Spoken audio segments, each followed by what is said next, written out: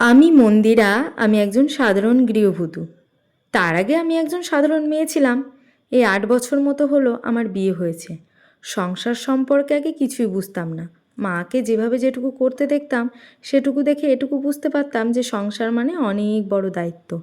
বিয়ের পর সে দায়িত্ব কী করে সামলাবো, কী করে করব, সেটা কিছুই বুঝতে পারতাম না। শুধু মাকে দেখে এটা ভাবতাম যে যখন আমার বিয়ে হবে তখন আমিও ঠিক এভাবে মায়ের মতো গুছিয়ে সংসার করব।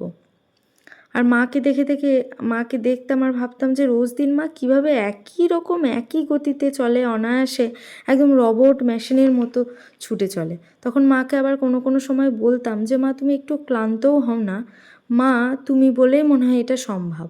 কিন্তু বিয়ের পর আমিও যখন সংসার জীবনে প্রবেশ করলাম তখন ধীরে ধীরে দেখছি আমিও কেমন রোবটের মতো হয়ে উঠছি। সারা দিন একরকম ছুটে চলেছি কাজের পেছনে।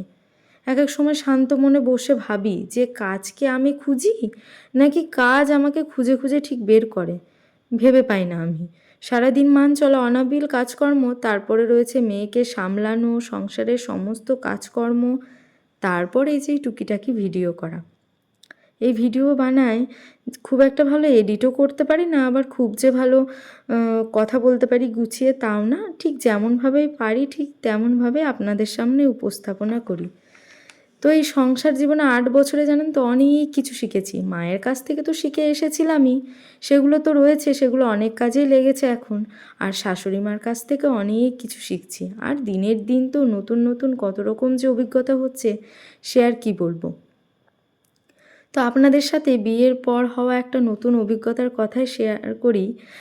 সেটা ছিল একটা মজার অভিজ্ঞতাও বটে, আবার একটা শিক্ষণীয় অভিজ্ঞতাও বটে। আমাকে বিয়ের 1 বছর কিছুই করতে হয়নি, শাশুড়িমাই সবটাই করতো। তো একদিন হঠাৎই মা বলল যে রুটি ভাজতে। তো আমি ভাবলাম মাকে তো ময়দা অনেক মেখে দিয়েছি, আবার রুটিও এক এক সময় বেলেও দিয়েছি, এটা আর কি কঠিন কাজ। ময়দাটা মাখবো, বেলে নাই ভেজে নেবো। কিন্তু সত্যি কথা বলতে কি, বিয়ের আগে কোনো দিনও রুটি ভাজতাম না, ওই বেলে টেলে দিতাম টুকটাক, এটুকুই যা, ময়দা টয়দা মেখে দিতাম এটুকুই।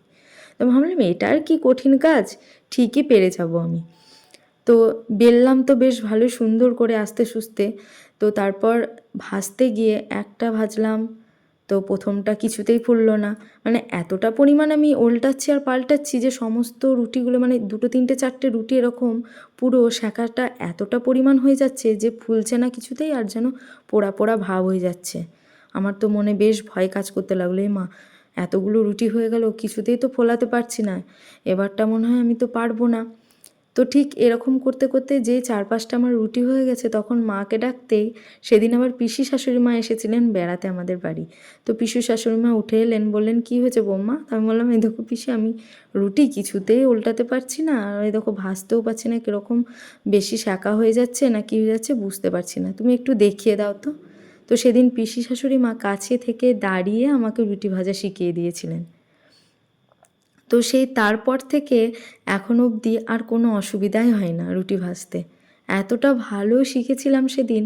তো এখন এই রুটি ভাজতে গিয়ে শুধু সেই অভিজ্ঞতাটার কথাই মনে পড়ে যে প্রথম যেদিন রুটি ভাজতে পারিনি সেদিন আমার বেশ ভয়ও লেগেছিলো, আর খারাপ লাগাও একটা মনের মধ্যে কাজ করছিল যে এতগুলো রুটি এতটা খারাপ হয়ে গেল, এতগুলো রুটি কিছুতেই ফোলাতে পারছি না। তারপর শিখে নেওয়ার পর এখন পর্যন্ত আর কিছু অসুবিধা হয় না।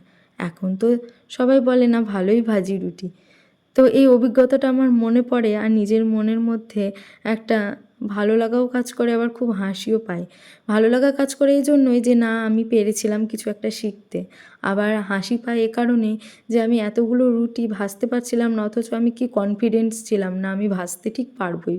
মায়ের কাছে যখন বেলতে পেরেছি তখন ভাজতে ঠিক পারবো।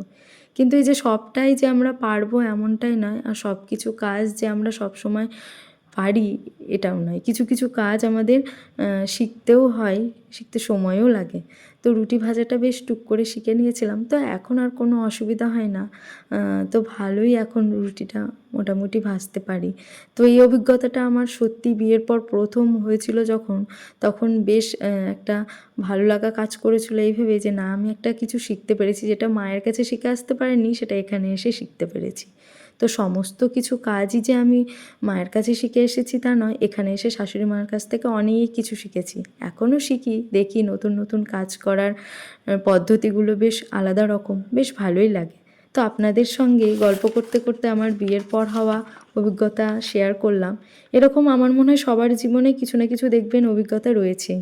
হাতের বানানো সেই রুটিটা খেয়ে এই ভিডিওটি শেষ করছি। আবার দেখা হবে নতুন কোনো ভিডিওতে আপনাদের সাথে।